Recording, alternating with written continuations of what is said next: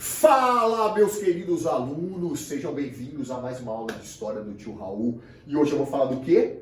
Do processo de independência dos Estados Unidos. Vou falar de aula de História geral, mais precisamente de História da América, o maior e mais forte país de todos os tempos. Nós vamos ver como eles se transformaram nessa potência, por que a independência deles é tão importante. Eu trouxe até um objeto, um homem fantástico para assistir essa aula. Abraham Lincoln!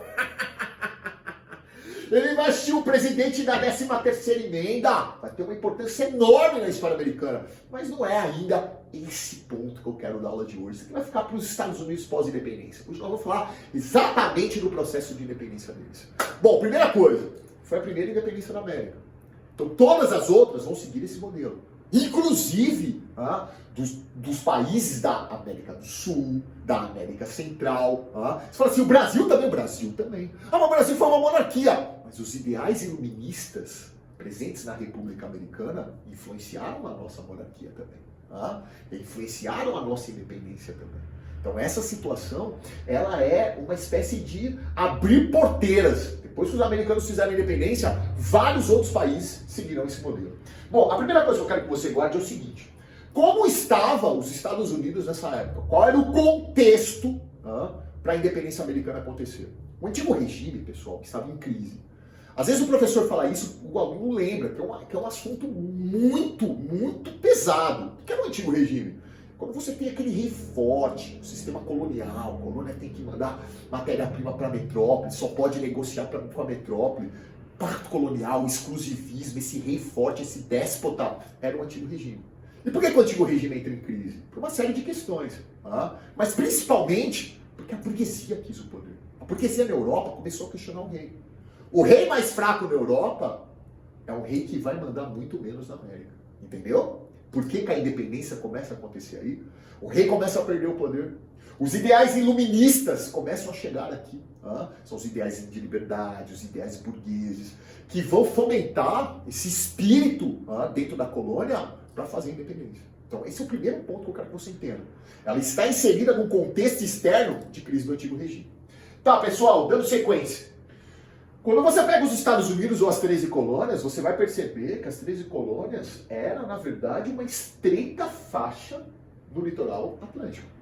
Uma pequena faixa, 10% do território que eles são hoje. E o interessante é você notar que existia uma diferença entre as colônias do norte e as colônias do sul. Vou falar daqui a pouquinho. Então, como os americanos, com essa pequena e estreita faixa, conseguiram enfrentar um império tão grande que foi o Império Inglês? Você vai descobrir como isso aconteceu daqui a pouquinho. Os Estados Unidos colônia, na verdade, essa estreita faixa no litoral atlântico, 10% do território que eles são hoje, era marcada por algumas características. Primeiro, o mercantilismo era mais fraco, era mais ameno. O que eu quero dizer com isso? Eu quero dizer que não era uma colônia como, por exemplo, o Brasil. A porção norte dos Estados Unidos gozava até de uma certa liberdade. Nem parecia uma colônia. Então a porção norte tinha um mercantilismo mais fraco. Tá, segunda questão, eles tinham puritanos. Quem eram os puritanos? Puritanos são burgueses. Eles têm uma visão diferente. Eles chegavam da Europa para enriquecer aqui.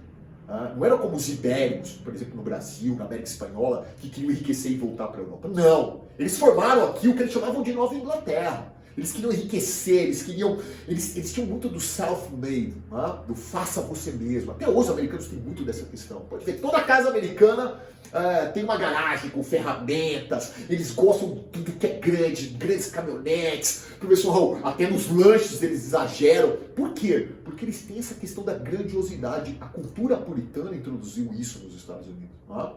E além da presença de puritanos, você tem duas diferenças grandes nessas colônias que eu acabei de mostrar. A porção norte é uma colônia de povoamento. E a porção sul é uma colônia de exploração. Ô tio, o que é uma colônia de povoamento mesmo? Colônia de povoamento, pessoal, propriedades são pequenas, voltadas sempre para o mercado interno, não é tanto para exportação, é mais para o mercado interno. A mão de obra é assalariada, eles têm várias culturas, policulturas. Já a porção sul parece muito o Brasil, uma colônia de exploração. Norte, povoamento, sul, exploração.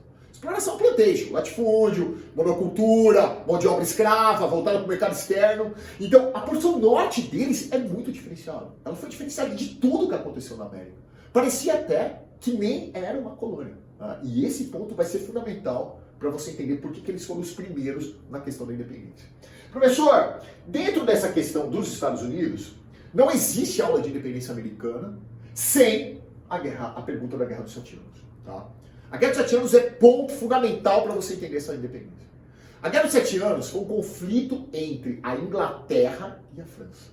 Só que nesse conflito, que eles já tinham se enfrentado outras vezes, até na Guerra dos 100 Anos. Na Guerra dos 100 Anos a França venceu. Aqui quem venceu foi a Inglaterra. A Inglaterra venceu a guerra, mas ela saiu arrebentada. E o governo inglês, o rei inglês, não queria onerar os ingleses. Ele começa a fazer o quê? Eu vou cobrar impostos. São de quem? São dos americanos, das 13 colônias. Vão ter que pagar esse pato. Tá? Vão ter que colaborar com a gente. Agora imagine, a porção norte principalmente, ela sempre foi de maior liberdade. Teve mais autonomia. Quando eles começam a cobrar, o que você acha que vai acontecer? Eles vão se revoltar, você não tenha dúvida disso. Então a gente vai colocar aqui, ó, a Inglaterra venceu, mas os altos gastos da guerra e a crise econômica levou os ingleses a aumentar os impostos para as 13 colônias, ou seja, para os Estados Unidos. E esses impostos aparecem principalmente nas famosas leis inglesas, que são os impostos que eles cobravam sobre mercadorias que até então não eram tão sobretaxadas. Em 1764, repare a data, a guerra, vou até voltar para você ver, ó. A Guerra dos 7 Anos terminou em 63. Ó a data do primeiro imposto, 64. Você está vendo como tem total relação? A lei do açúcar sobretaxa o produto. Os americanos aceitaram. 1765, lei do selo. Uma sobretaxa sobre circulação. Todo o produto agora que circular nas 13 colônias, ou indo para a Inglaterra, vai ter que ter o selo inglês. Mais uma taxa. Eles aceitaram. Quando em 1773 eles fizeram a lei do chá, o chá não era o principal produto de exportação, mas era o que eles mais lucravam. Eles falaram, não, o chá não. O chá não. E aí o que eles fizeram? Eles fizeram a famosa Boston Tea Party. O que foi esse Boston Tea Party, tio Raul? Foi uma revolta colonial que os americanos pela primeira vez olharam para os ingleses e falaram, basta, nós não vamos aceitar os seus mandos e desmandos aqui. Tá? Eu diria que essa revolta colonial chamada Festa do Chá de Boston, eles carregaram o chá, pegaram o dinheiro dos ingleses e depois pá! Começaram uma revolta colonial que vai inclusive gerar independência. É o ponto-chave. Essa revolta é retratada em diversos filmes e diversas gravuras. Ela é sempre lembrada quando se fala na independência dos Estados Unidos. Está aqui uma gravura famosa deles atirando toda a mercadoria, o carregamento do chá dos navios, professor Raul, no mar, num processo de revolta. O que os ingleses fizeram? O próprio nome da lei já fala tudo por si só. Lei dos intoleráveis. Não vamos aceitar mais nenhuma revolta vindo da onde? Oriunda da colônia. As 13 colônias não vão aceitar mais revolta nenhuma. Vocês não vão aceitar? Tudo bem. O que os ingleses falaram? Não vamos aceitar. O que os estadunidenses pensaram? Não, tudo bem. Se vocês não aceitarem, a gente só quer a igualdade de direitos com vocês. Igualdade jurídica, igualdade social, mesmo nível e mesmo salário nos empregos. Esse primeiro Congresso da Filadélfia pedia isso. Só que não foi atendido. Não foi atendido? Não. E aí vem o famoso, professor Raul, segundo Congresso da Filadélfia. O famoso 4 de julho de 1776, que você comumente chama de data da independência americana. O famoso 4 de julho. Pessoal, o 4 de julho foi a declaração. Há uma enorme diferença entre a declaração e a independência do fato. Você pode chegar hoje pro seu pai, pro sua mãe e falar assim, ó, pai, eu vou sair com o que eu quero, eu vou onde eu quiser, eu volto a hora que eu quiser. O seu pai vai olhar, você fez uma declaração. A partir de hoje, pai, eu mando no meu nariz, vocês não vão dar mais palpites na minha vida. Você fez uma declaração. O seu pai vai virar para você e vai falar assim, com que dinheiro você vai fazer isso? Você entendeu o que eu quero dizer? Analogia? Eles fizeram a declaração. Os ingleses disseram, quem disse que nós vamos aceitar? A declaração, Thomas Jefferson, ela tem muito dos ideais iluministas. Tá? Ela carrega muito dos ideais de liberdade. E ela vai ser o pontapé inicial para as guerras de independência. Tá? Essa independência serviu de modelos para várias outras independências da América. Por isso que a maioria dos países aqui na América, com exceção do Brasil e do México, na sua independência viraram república, seguindo o modelo americano. Os ingleses não aceitaram e começou uma sangrenta guerra pela formação do Estado-nação americano. Essa imagem retrata muito bem os interesses familiares americanos. A cultura americana se uniu e falou, não, agora chegou a hora de nós separarmos dos ingleses. Tio Raul, e aí vem a famosa Guerra de Independência. Os Estados Unidos contra a Inglaterra. Pessoal, qual era a chance dos americanos contra os ingleses? Zero! A chance era zero. Ah, quantos que eles venceram, tio Raul? Porque a França colaborou.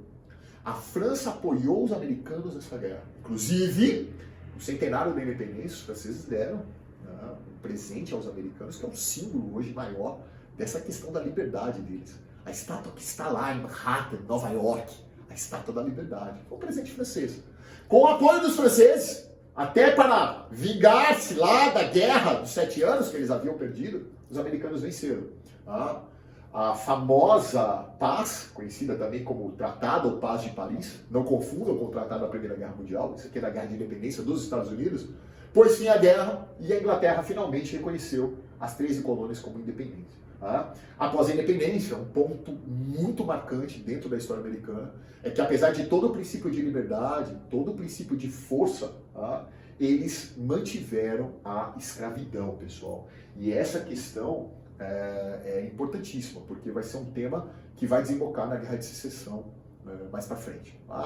Professor Raul, no século XIX, de 1861 a 1865. Tudo bem? Pessoal, fiquem com Deus. Um abraço e até mais. Valeu!